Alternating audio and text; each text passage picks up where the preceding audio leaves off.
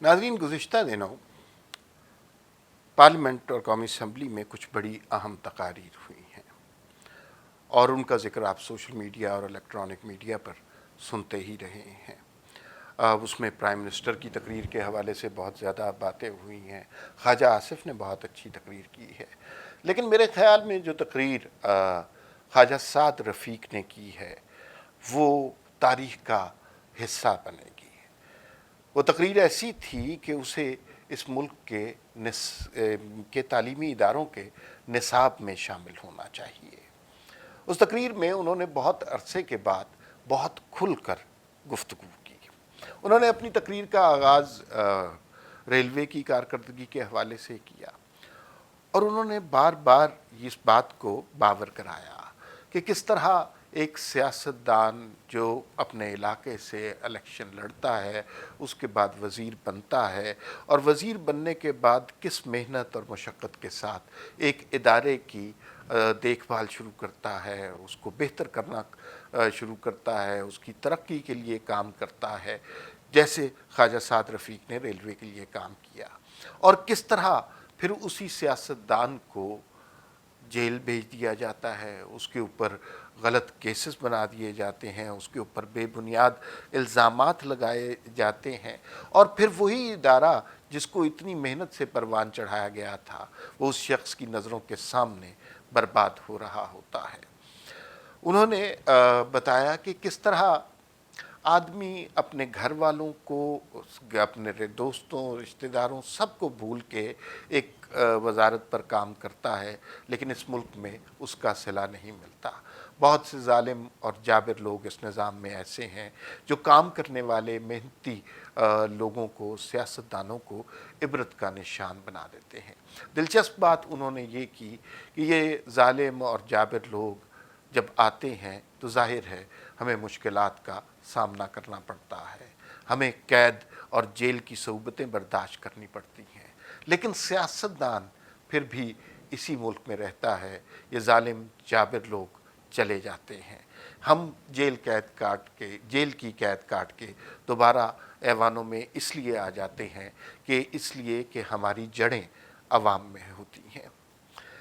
इस तकरीर में उन्होंने जो एक बहुत अच्छी बात की वो ये की कि मोहतरमा बेनज़ीर भुट्टो का ज़िक्र बड़ी मोहब्बत से, अक़ीदत से किया। उन्होंने बताया और इस बात को तस्लीम भी किया कि जब ज़ियाउल हक़ का दौर था तो किस तरह पीपल्स पार्टी बेनज़ीर भुट्टो, ज़ुल्फ़िकार अली भुट्टो के ख़िलाफ़ एक बाकायदा मुहिम चलाई गई और ये मुहिम एक दिन नहीं, एक हफ़्ता नहीं, एक साल नहीं, एक दहाई से ज़्यादा चलाई गई। किस तरह लोगों के जहनों तक सरकारी मीडिया के ज़रिए ये प्रोपेगेंडा पहुंचाया गया कि भुट्टो ख़ानदान का नामो निशान ख़त्म हो गया है, बेनज़ीर भुट्टो अब इस मुल्क में वापस नहीं आ सकती। लेकिन उन्होंने फिर ये बताया कि किस तरह 1986 में मोहतरमा बेनज़ीर भुट्टो पाकिस्तान में वापस आईं और वो जो एक डिक्टेटर का प्रोपेगेंडा था जिसने लोगों के जहनों को एक दहाई से ज़्यादा माऊफ कर रखा था, वो सिर्फ एक जलसे की मार था और उस जलसे के बाद डिक्टेटर का बनाया हुआ जो आरजुओं का महल था वो धड़ाम से गिर गया। ख्वाजा साद रफ़ीक की बड़ाई ये है कि उन्होंने तस्लीम किया कि उस ज़माने में मोहतरमा बेनज़ीर भुट्टो और पीपल्स पार्टी के ख़िलाफ़ जो प्रोपेगेंडा होता था उसका शरीक वो भी थे और वो उस पर शर्मसार भी है। जो उन्होंने कुछ मुख्तलिफ़ बातें की उसमें से एक नुक्ता बहुत अहम था।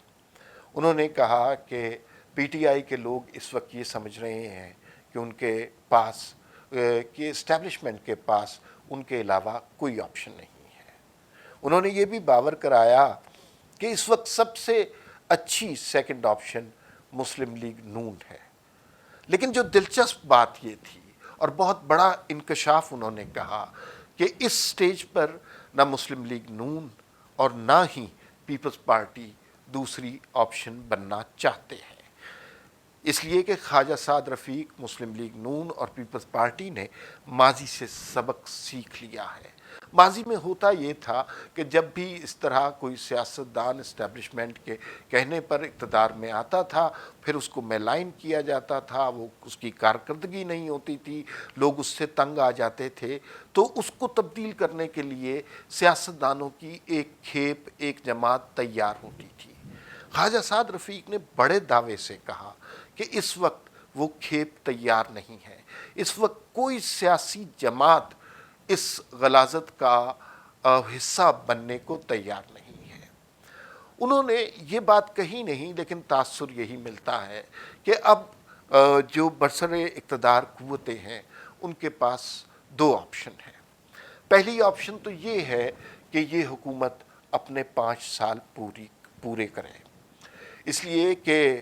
ٹھیک ہے آپ عمران خان کو وزیر اعظم دیکھنا چاہتے تھے، جیسے کیسے کر کے آپ نے عمران خان کو وزیر اعظم بنا دیا، تو پھر اب اس وزیر اعظم کو، اس کی نااہل کابینہ کو آپ بھگتیں اور 5 سال تک بھگتیں، کیونکہ کسی سٹیج پر اگر انہیں روک دیا گیا یا کسی غیر جمہوری طریقے سے اس حکومت کو ختم کیا گیا تو پھر یہ سیاسی شہید بن جائیں گے اور مستقبل کے بہت سے المیوں کا باعث بنیں گے۔ اب جو اشرافیہ ہے اس ملک کی، اس کے سامنے ایک بہت بڑا سوال یہ ہے کہ اگر تو اس حکومت کو اسی طرح چلنے دیا جاتا ہے اور 5 سال تک یہ حکومت کرتے ہیں تو اس ملک کی معیشت کا، غریب آدمی کا اور مختلف اداروں کا، انڈسٹری کا، زراعت کا وہ حال ہو جائے گا کہ جس کے بعد اس ملک کا اٹھنا بہت مشکل ہو جائے گا۔ ہم قرضوں کی ایسی دلدل میں پھنس جائیں گے کہ جس سے نکلنا ہمارے لیے ممکن نہیں ہوگا۔ تو اگر ان کو 5 سال پورے نہیں کرنے دیتے تو پھر یہ سیاسی شہید بن جائیں گے۔ خواجہ سعد رفیق نے اس طرف اشارہ بھی کیا کہ اب اس کا حل کیا ہونا چاہیے۔ انہوں نے واضح طور پہ یہ بات بتائی کہ وہ کسی بھی غیر جمہوری اقدام کو اس وقت برداشت نہیں کرنا چاہتے، کسی بھی دھونس اور دھاندلی کے طریقے سے اس حکومت کو گھر بھیجنا نہیں چاہتے۔ انہوں نے واضح کیا کہ اس حکومت کو جانا ہے اور نئی حکومت نے آنا ہے تو اس کا واحد طریقہ شفاف اور غیر جانبدار الیکشن ہے،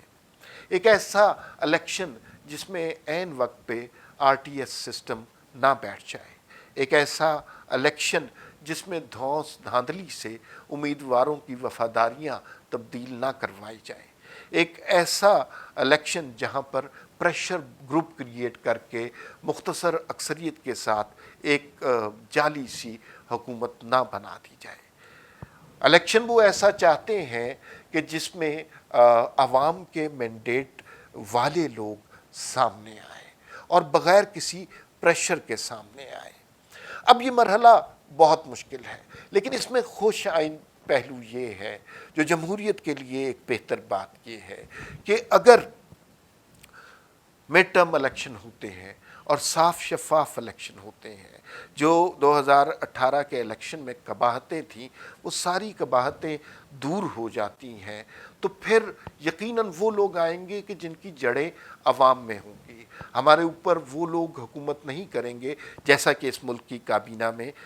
کچھ ایسے لوگ ہیں جو اس طرح کی حکومتوں میں باہر سے بریف کیس پکڑ کر آتے ہیں اور جب یہ حکومتیں ختم ہو جاتی ہیں وہ باہر چلے جاتے ہیں۔ عمران خان کی کابینہ میں بھی بے شمار ایسے لوگ موجود ہیں جو الیکشن لڑ کے نہیں آئے اور وہی بنیادی طور پر خان صاحب کے اصل مشیر ہیں۔ اس طرح حکومتیں نہیں چلتی، کیونکہ حکومتیں وہی چلتی ہیں جن کی جڑیں عوام میں ہوں۔ اس مرحلے پر اگر درست الیکشن ہوتا ہے تو سیاسی پارٹیاں اس سارے معاملے کا ساتھ دے سکتی ہیں، لیکن اگر کوئی غیر جمہوری اقدام ہوتا ہے کہ چند لوگ ادھر سے پکڑ کر ادھر ڈال دیے اور کوئی ایک فروئی سی چینج کی گئی اور ایک شخص کو ہٹا دیا گیا، تو اس سے کوئی فرق نہیں پڑے گا۔ اگر ہم نے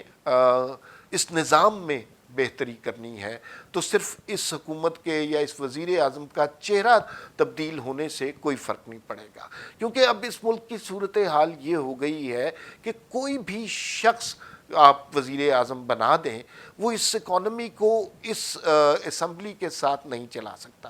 تو مقتدر قوتوں کے لیے صائب مشورہ یہی ہے کہ آپ الیکشن کے بارے میں سوچیں، ایک ایسا الیکشن جس میں عوام کے حقیقی نمائندے اسمبلیوں میں آ سکیں، اور پھر ان کو دوبارہ صعوبتوں کا نشانہ نہ کرنا پڑے، ان کی ہزیمت نہ کی جائے، ان کی توہین نہ کی جائے۔ خواجہ سعد رفیق کی تقریر کو اختصار میں اگر بیان کیا جائے تو وہ صرف یہی کہہ رہے تھے کہ ووٹ کو عزت دو، اس ملک کے آئین کو حرمت دو۔